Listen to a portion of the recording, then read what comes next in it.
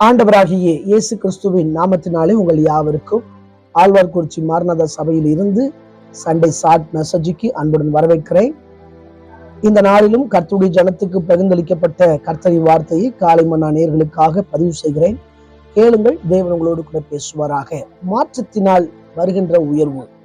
அதாவது இன்றைக்கு அநேகர் நான் உயர்த்தப்பட வேண்டும், ஆசீர்வதிக்கப்பட வேண்டும் என்று சொல்லி விரும்புகிறார்கள். ஆனால் அந்த உயர்வு எதனால வரும் என்று கேட்டால் மாற்றத்தினால. ரட்சிக்கப்படுற முன்னால நம்ம ஒரு விதமா இருந்திருக்கலாம். ரட்சிக்கப்பட்ட பிறகு நம்முடைய சுபாவ மாற்றம், வாழ்க்கையின் நடை மாற்றம், நம்முடைய உடை மாற்றத்தினால் ஆண்டவர் நம்மை உயர்த்துகிறார். அப்படி என்றால் நாம் மாற வேண்டும் என்று சொல்லி ஆண்டவர் எதிர்பார்க்கிறார். 2 நாளாகமத்தின் புஸ்தகம் 7ஆம் அதிகாரம் 12 22 வசனங்களை உங்கள் வேதாகமத்தை திறந்து வாசித்து பார்த்தால் அங்கே ஒரு சம்பவம் சொல்லப்பட்டிருக்கிறது. 14, 15, 16 ஆகிய வசனங்களை வாசிக்கிறேன். என் நாமம் தரிக்கப்பட்ட என் ஜனங்கள் தங்களை தாழ்த்தி ஜெபம் பண்ணி என் முகத்தை தேடி தங்கள் பொல்லாத வழிகளை விட்டு திரும்பினால், அப்பொழுது பரலோகத்தில் இருக்கிற நான் கேட்டு அவர்கள் பாவங்களை மன்னித்து அவர்கள் தேசத்துக்கு சேமத்தை கொடுப்பேன். இந்த ஸ்தலத்திலே செய்யப்படும் ஜெபத்துக்கு என் கண்கள் திறந்தவைகளும் என் செவிகள் கவனிக்கிறவர்களுமாய் இருக்கும். எனக்கு பிரியமான கர்த்தருடைய பிள்ளைகளே, அதாவது ஒரு மாற்றத்தினால் வரக்கூடிய உயர்வை பார்க்கிறோம். அதாவது இன்றைய காலகட்டத்தில் எங்க பார்த்தாலும் பிரச்சனை, போராட்டம், உபத்திரவம் எல்லாம் வருகிறது. ஆண்டவர் இந்த ஆலயத்தை அவருக்கு பிரியமாய் தெரிவு கொண்டிருக்கிறார். எனவே இந்த ஆலயத்தில் செய்யப்படுகிற, எருசலேம் ஆலயத்தில் செய்யப்படுகிற ஜெபத்துக்கு அவர் கண்களும் செவிகளும் திறந்தவைகளுமாய் இருக்கிறது. 20 ஆண்டுகளுக்கு முன்பதாக சாலமோனுக்கு முதலாவது தரிசனமானார். 20 ஆண்டுகளுக்கு பிற்பாடு 2வது தரிசனமாகிறார். அப்புள்ள சூழ்நிலையை சொல்லுகிறார். அதாவது மழை இல்லாத காலம், ஆண்டவரை அழைத்து வைக்கிறார். 2வது தேசத்தை அழிக்க வெட்டுக்கிளியர்களை அனுப்புகிறார். 3வது அவர் ஜனத்துக்குள்ளே கொள்ளை நோயை அனுப்புகிறார். இதெல்லாம் எதுக்கு வருகிறது சொன்னால், நாம் மனம் திரும்ப வேண்டும், ஆண்டவருக்கு பிரியமாய் வாழ வேண்டும், கீழ்ப்படிய வேண்டும் என்று சொல்லி எதிர்பார்க்கிறார். அதாவது முதலாவது என் ஜனங்கள் தங்களை தாழ்த்தி, அதாவது வேற மக்களை சொல்லல, ரட்சிக்கப்பட்டு ஆண்டவரோடு பயணிக்கிற உங்களையும் என்னையே தான் ஆண்டவர் சொல்கிறார். என் நாமம் தரிக்கப்பட்ட என் ஜனங்கள் என்று சொல்கிறார். தீத்து 2ஆம் அதிகாரம் 14ஆம் வசனத்துல தமக்குரிய சொந்த ஜனம் என்று சொல்லியிருக்கிறார். அது மாத்திரமல்ல, முதலாவது அவருடைய ஜனங்கள் தாழ்த்த வேண்டும்.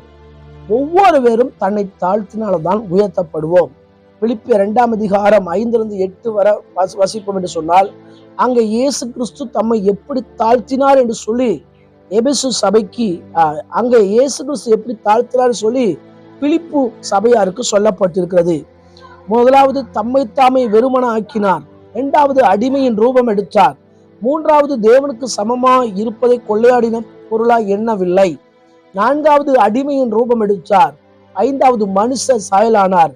6வது தம்மை தாமே தாழ்த்தினார். 7வது மரண பரியந்தம் கீழ்ப்படிந்தார். ஆகவேதான் அங்கே ஒரு மாற்றம் வருகிறது. இயேசுவே அவர் வானத்திலிருந்து கீழே தன்னை தாழ்த்தியிருப்பார் என்று சொன்னால், நீங்களும் நானும் தாழ்த்த வேண்டும். அப்போஸ்தலனாகிய பவுல் கூட ஒரு பெரிய நிலைமையில் இருந்துதான் தன்னை தாழ்த்தி மக்களுக்கு ஊழியம் செய்து கஷ்டங்களை அனுபவித்தார். வேதாகமத்திலே மனாசையினுடைய மனமாற்றத்தை பற்றி பார்க்கிறோம். 2 நாளாகமம் 33ஆம் அதிகாரம் 10-13 வரை வாசிப்போம் என்று சொன்னால், அங்க மனாசை நெருக்கத்துல ஆண்டவரை நோக்கி கூப்பிடுகிறான். அந்த நெருக்கத்துல அவன் பாபிலோன் தேசத்துக்கு கொண்டு போகப்படுகிறான். விலங்கிடப்படுகிறான். அந்த நெருக்கத்துல தான் ஆண்டவரை கூப்பிடும் போது அங்கே ஒரு மாற்றம் வருகிறது. அது மாத்திரமல்ல, 2வது ஜெபம் பண்ணி என்று வாசிக்கிறோம்.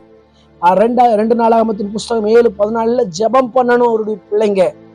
லூக்கான சுவிசேஷம் 2:37 வாசிக்கும் போது அங்கே 84 வயது உள்ள ஒரு விதவை, இன்றைக்கு அநேகர் 48, 50, 60 கால் முடியல அப்படிங்கிறாங்க. ஆனா 84 உள்ள விதவை அவள் 4 காரியத்தை செய்கிறாள். 1, தேவாலயத்தை விட்டு நீங்கவில்லை. 2வது இரவும் பகலும் உபவாசமா இருக்கிறாள். 3வது ஜெபிக்கிறாள். 4வது ஆராதனை செய்கிறாள். எந்த சூழ்நிலை வந்தாலும் நாம் ஆலயத்தை விட்டு நீங்க கூடாது என்பதை நினைவில் வைக்க வேண்டும். ஒருவேளை சொல்லலாம், இவளுக்கு யாருமே இல்லை சொல்லலாம்.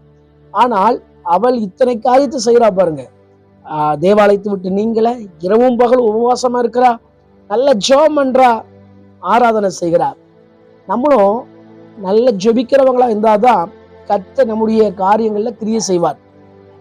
அதாவது ஒரு வாகனத்துல பெட்ரோல் டீசல் இருந்தாதான் அது வேலை செய்யும், இல்லைன்னா இருக்கிறத வேலை செய்யும். அதே போலதான் ஆவிக்குரிய வாழ்க்கையில ஜெபம்தான் மூலப்பொருள். இந்த மூலப்பொருளை வைத்துதான் நாம் சில காரியங்களை செய்ய முடியும்.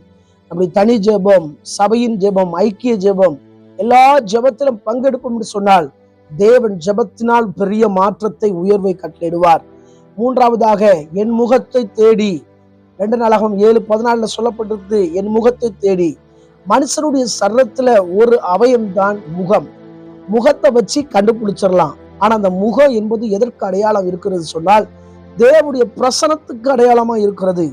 நாம் தேவனுடைய பிள்ளையா என்பதை சொல்லி முகத்தை வைத்து கணித்து விடலாம். இந்த தேவ பிரசனத்தை விட்டு விலகக்கூடாது. ஆதியாகமத்தின் புஸ்தகம் 3:8 அங்க தேவ சந்நிதியை விட்டு ஆதாம் விலகுகிறான். காரணம் பாவம். 3வது நபர் தேவன் சொன்ன கட்டளை மீறினதுனால இங்கே தேவ பிரசனம் மறைக்கப்பட்டது. நம்முடைய வாழ்க்கையில தேவ பிரசனத்தை எப்பொழுது சுமக்கிறவர்களாய், தேவ பிரசனத்தை அனுபவிக்கிறவர்களாய், தேவ பிரசனத்தை நாம் சுமந்து கொண்டிருக்கிறவர்களாய் இருக்க வேண்டும். யாத்திராம் புஸ்தகம் 6:23 அங்கே கர்த்தர் மோசைக்கு சொல்லுகிறார். மோசை ஆரோனுடைய 4 பிள்ளைகளுக்கு சொல்லப்படுகிறது. அதாவது ஜனங்களை ஆசீர்வதிக்கும் போது தமது முகத்தை உன்மேல் பிரகாசிக்க பண்ண கடவர் என்று சொல்லி ஜனங்களை இப்படி ஆசீர்வதிக்க வேண்டும் ஆசாரியன் என்று சொல்லப்பட்டிருக்கிறது. எனவே நம்முடைய வாழ்க்கையில ஆண்டவர் நம்மை மாற்றத்தினால் உயர வேண்டும் என்று சொன்னால், நம்மை மாற்றினோம் என்று சொன்னால், நம்முடைய சுபாவம், நம்முடைய நடை, நம்முடைய ஆடை மாறினால் சொன்னால், இதெல்லாம் தேவனுக்கு பிரியமாய் இருக்கும் என்று சொன்னால் நிச்சயமாய் கர்த்தர் அதுல ஒரு உயர்வு வச்சிருக்கிறார். மீண்டும் நாம் அடுத்த வாரத்துல மீதியான செய்தியை நாம் கேட்போம். தேவன் உங்களை ஆசீர்வதிப்பாராக. கண்களை மூடி ஜெபிக்கலாம். எங்களை நேசிக்கிற நல்ல தகப்பனே, இந்த வேலைக்காக ஜெபிக்கிறேன். எங்க வாழ்க்கையில ஒவ்வொரு தனிநபரின் மாற்றத்தினால் உயர்வு வரட்டும் என்று ஜெபிக்கிறேன். தொடர்ந்து தேவக்கரம் ஆளுகை செய்து நடத்தட்டும். இயேசுவின் மூலம் ஜெபங்கள் நல்ல பிதாவே, ஆமென். ஆண்டவர் உங்களை ஆசீர்வதிப்பாராக. எஜமானன் நீங்க தானே, என் எஜமானன் நீங்க தானே.